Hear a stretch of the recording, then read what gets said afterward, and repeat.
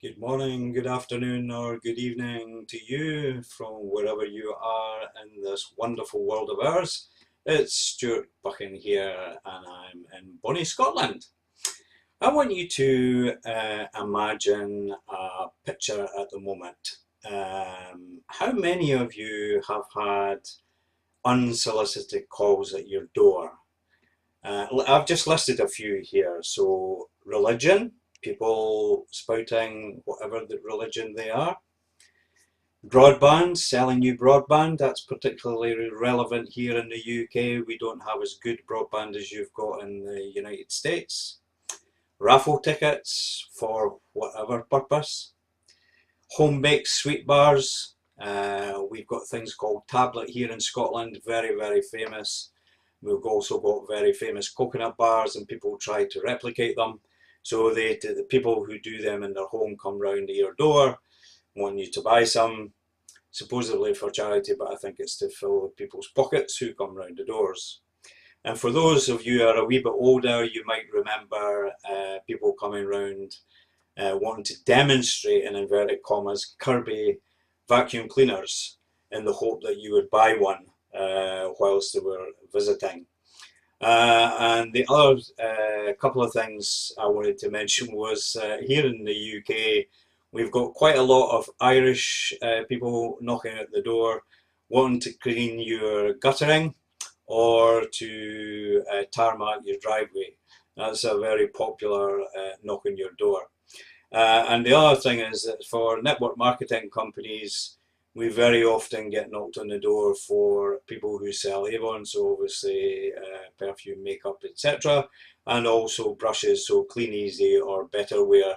I'm not sure if they are also in the States. I know maybe Clean Easy is, or Amway for that matter. So these are uninvited knocks on the doors. I just want to tell you a little story. This happened to a friend of mine's cousin, Mexican. One Saturday morning, as it is today, Saturday morning, but very early in the morning, he gets rudely awakened by this knock at the door. And when he comes down the stairs, he opens the door to see this salesman, all suited and booted, very, very smart indeed, with what looks like a frozen food box in his hand. And he says, "Would you like to buy some steaks?" And this friend of mine's cousin says, "No, no, I don't think so." He says, "It's the best of steaks, that you can't get any better where and better in this state. There's no better place for you to get them. They are fantastic. No, no, no, thank you." And no matter how many times my mate's cousin said no, the salesman always had a reason for him to want to buy. He always countered it with, "Here's this benefit, here's this benefit, etc., etc., etc."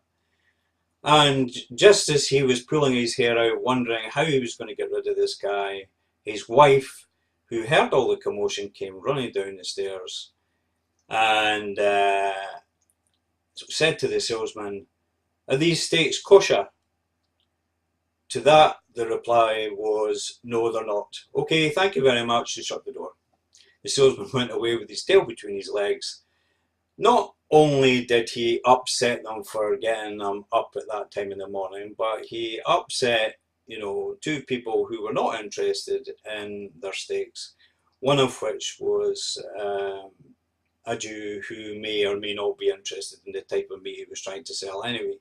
So, this is just a message about how you have to know your target market, particularly if you're in network marketing. It doesn't matter, actually. I was thinking about this yesterday because this is a 10-part series.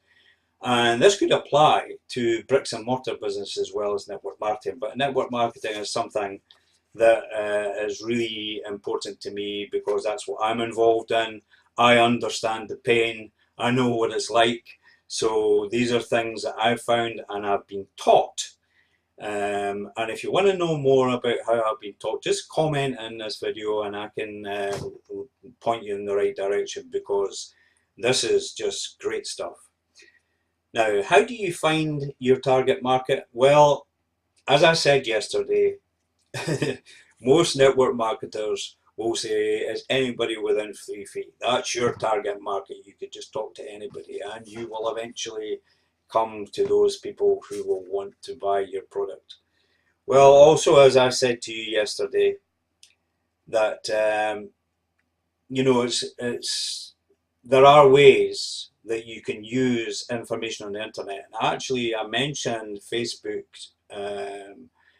Google, and YouTube, but there's also Twitter and Instagram as well. All of those provide information to people who want it and who want to monetize it, to advertise and to market their business, or themselves for that matter. If you're a fan, if you have a fan page and you want to build up your fan base, then you could use those metrics to target those people who are interested in the types of things that you do, no matter what you do, whether you do DIY or you write books or you have a little film studio and you want people who are looking for a videographer, etc.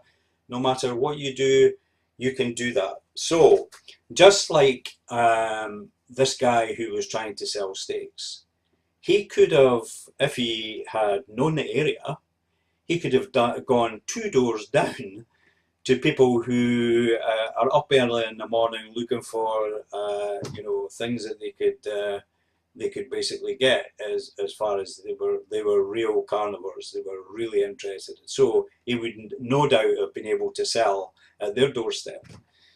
But you know, he may have been, I don't know what my mate's cousin was, whether he was a Mexican who didn't like meat at all, or liked specific types of meat or whatever.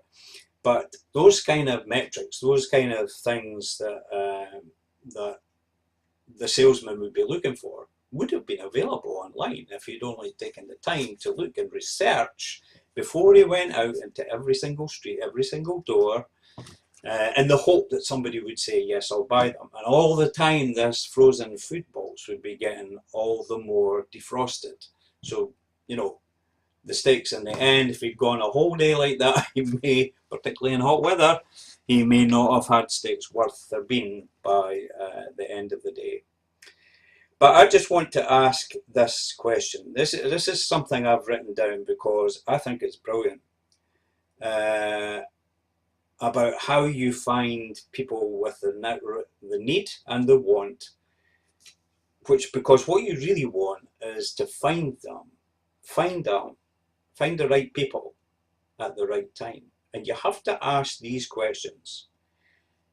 These questions are really brilliant, and I've written them down because I don't want to forget any one of them. So write these down for yourself and follow them because they're really great. So, can I solve their problems?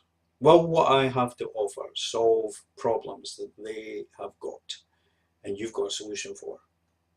Can I answer their questions? If they're interested or a bit curious and you've piqued their interest, will you be able to answer their questions? Are you in a position to know your product well enough, know your service well enough, know your opportunity well enough to be able to say to them, to be able to answer that for yourself, that you will be able to answer them?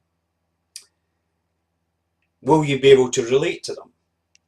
Now, this is very important indeed. If you're going to go into business with people, then you need to know that you're going to be able to work with them.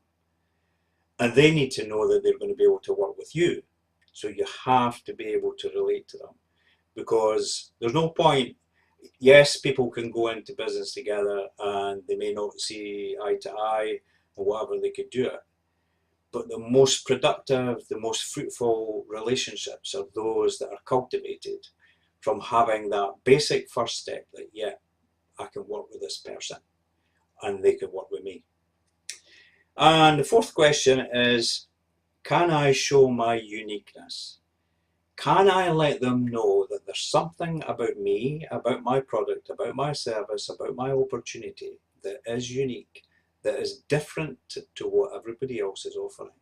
Is there something, just something, that will just tip them over the edge to say, yes, to whatever it is that you're offering.